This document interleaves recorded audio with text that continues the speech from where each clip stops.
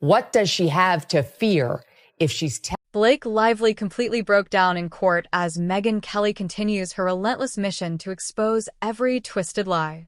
The courtroom drama has reached explosive new heights, leaving everyone stunned by the shocking revelations unfolding. Time and time again, she accuses him of doing something, which then when you hear the full context is an absolute nothing. Kelly has gone all out, uncovering damning evidence that leaves no doubt. From shocking text messages to jaw-dropping receipts, Megyn's legal team is putting everything on the table, cornering Blake completely. Wants us to believe this is actionable.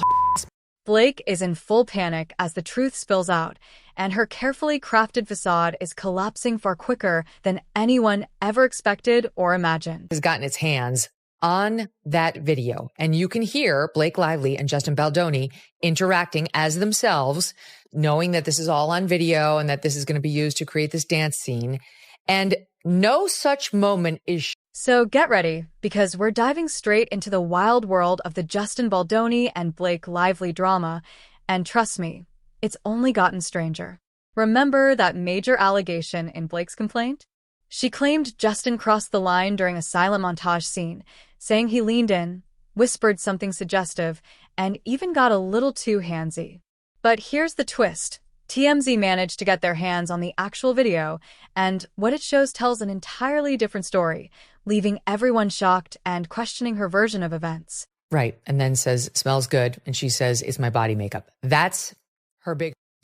Blake and Justin are clearly performing for the camera, flirting, giggling, and even nuzzling. It's playful, suggestive, yet entirely within the spirit of the scene they were meant to capture. Time again, she accuses him of doing something, which then when you hear the full context is an absolute nothing burger. You heard that right. This is no longer just a matter of one person's word against another. We're talking hard evidence, solid receipts, and every detail laid bare for the world to see. Right now, Megyn is making it crystal clear that Blake Lively won't walk away from this unscathed. She didn't hold back when calling Blake out for the on-camera moment, yet instead of acknowledging the full context, Blake is framing it as a massive violation of her boundaries. That leaves everyone wondering, was she twisting the truth all along? If this part isn't truthful, what else has she exaggerated or even fabricated? The whole situation is starting to look less like a legitimate accusation and more like an orchestrated smear campaign. And this isn't the first time Blake's narrative has come under fire. Remember when she accused Justin's producing partner of showing her inappropriate material? That so-called pornography turned out to be a touching, artistic photo of the partner and his wife with their newborn after a home birth, an intimate but completely innocent moment, nothing close to what she described. This pattern of misrepresentation is becoming a troubling trend. To make things worse for Blake, her own text messages have surfaced, revealing a very different story about her relationship with Justin. In them, she's the one initiating conversations, sending flirty messages, and even inviting him over while she was breastfeeding. It's a complete reversal of the image she's desperately trying to project. The reason this whole thing got started before she filed the lawsuit, she just went to the California Human Rights Office, is because she clearly cooperated with the New York Times to leak. As Megyn Kelly highlighted, Blake's behavior doesn't match her own accusations. She's been steering the media narrative, leaking information, and framing herself as the victim throughout this ordeal. It almost looks like an attempt to rehabilitate her image after it took a major hit last summer when videos surfaced showing her in a far less flattering light. Now, let's talk about the lawsuit. Blake filed a complaint against Justin, accusing him of misconduct and retaliation. But Justin hit back with a countersuit, claiming she's actively trying to silence him and tarnish his reputation, and he's not backing down. Blake shifted from leaking details of the case to the New York Times to suddenly demanding a gag order, insisting Justin is trying the case in the media. But let's be real, she's hardly an innocent bystander here. If anything, it appears she's been working overtime to control the narrative. And now, instead of facing the exposure head-on, she wants the power to silence anyone who dares challenge her version of events or reveal the truth she's been working so hard to bury. Why should Justin be able to release snippets to the media without the full context? That's what she said. That's what she did.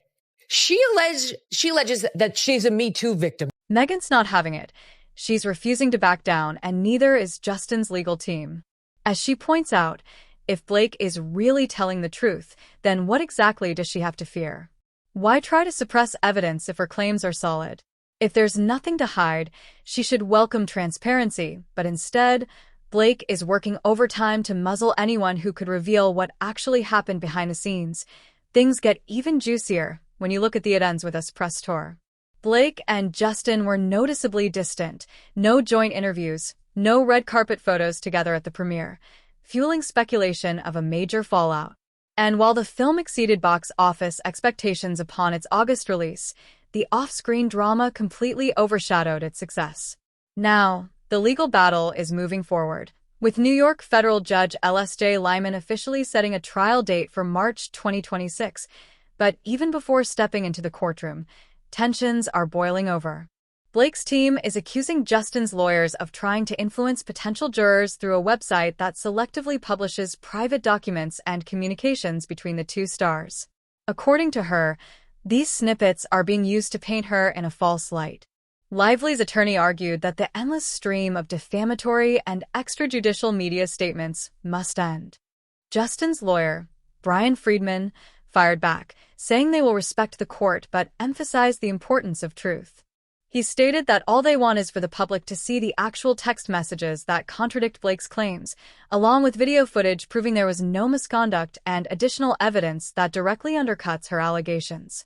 Adding to the battle, Blake has requested a deposition for a crisis management specialist she claims orchestrated social media manipulation around the film, turning public sentiment sharply against her. I will happily participate in releasing any further leaks that they have, because the truth should... This entire situation is spiraling into a bigger mess by the day. Blake continues to frame herself as the victim, yet mounting evidence tells another story, while Justin pushes back hard, determined to expose the truth once and for all. Should Justin be able to release snippets to the media without the full context? That's what she said. That's what she did. She alleges that she's a Me Too victim. The tension between Justin Baldoni and Blake Lively has erupted into yet another explosive chapter, and this time, everything is out in the open. If you thought the drama had already peaked, buckle up, because it's about to get messy. We're coming right off Blake's high-profile allegations in the New York Times about Justin's alleged misconduct and an orchestrated smear campaign against her. But instead of trading words, Justin has come back swinging with receipts. And these aren't the kind of receipts you accidentally misplace in your wallet. These are the kind that threaten to rewrite the entire story Blake has been pushing to the public. Here's where things really take a turn. Justin and his team promised full transparency, and they delivered in a big way. According to TMZ, Justin has released private communications with Blake, including a nearly 7-minute voice memo he sent her at 2 a.m. while deep in the middle of working on their film. Fact happened was Justin didn't Blake. Blake was interested in wresting control of this movie away from Justin, who was the director and the producer. She was just an actor. Yes, that 7-minute message is coming. But first, let's rewind to why Justin felt pushed to go this far. The spark that ignited this feud? Blake allegedly wanted total control of the film. And not in a collaborative, let's work together sense. Reports claim she tried rewriting scenes, steering creative direction, and ultimately sidelining Justin from the very project he was supposed to be leading. I will happily participate in releasing any further leaks that they have, because the truth should... In Hollywood, that's not standard behavior for a co-star. A director or writer, maybe, but Blake wasn't either. Instead, she's accused of leveraging her own fame and, let's be real, the weight of Ryan Reynolds' celebrity to strong-arm Justin into submission. Which brings us to Justin's side of the story. He insists Blake's harassment allegations weren't just false, but a calculated strategy to shift attention away from her alleged power plays. According to him, she tried to steal the movie, and he bent over backwards to satisfy her endless demands. And then, there's the infamous voice memo. Picture this, a 7-minute apology sent at 2 a.m. from someone supposedly harassing you. Odd, isn't it? Justin's message is soaked in desperation, apologizing, groveling, and making it painfully clear he was terrified of upsetting Blake and Ryan. Rather than the tone of an aggressor, it reads like that of someone scrambling to stay on her good side. And how she bullied her way through the process to take over the movie and used her PR people to try and destroy Justin. At one point, Justin even jokes about Blake having a baby on her boob while listening to his rambling memo. Who records and saves something like that? Clearly, someone preparing to defend himself against a looming PR onslaught. But this drama goes far beyond their personal feud. It's also about public perception.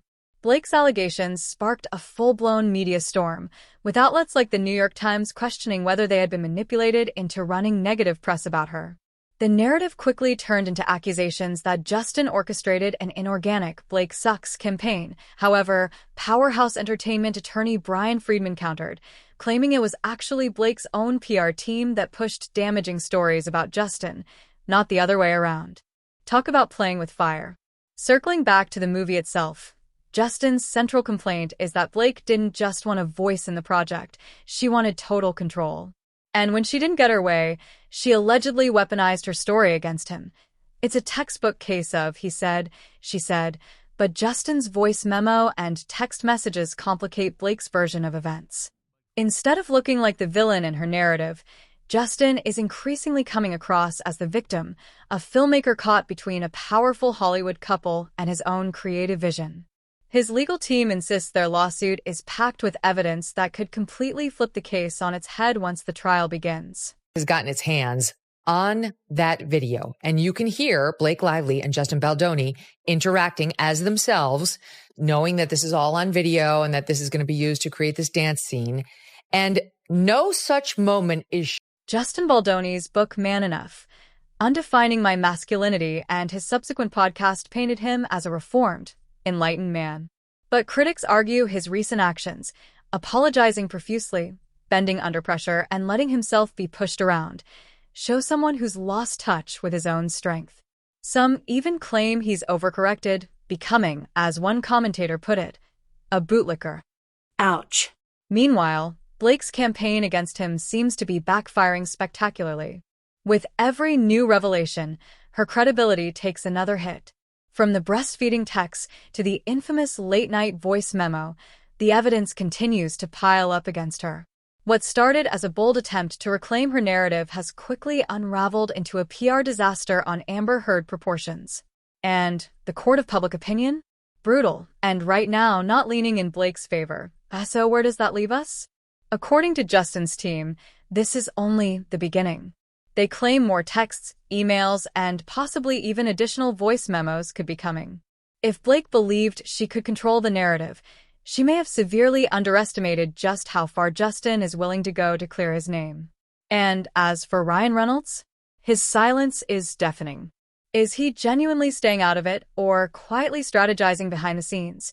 Here's the kicker. Justin has filed a defamation and extortion lawsuit against both Blake Lively and Ryan Reynolds, seeking a staggering $400 million in damages.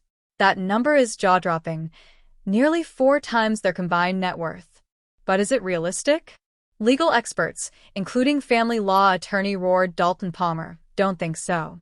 Though not involved in the case, Palmer called the figure a number picked out of thin air, suggesting it's more about scare tactics and generating headlines than an actual payout.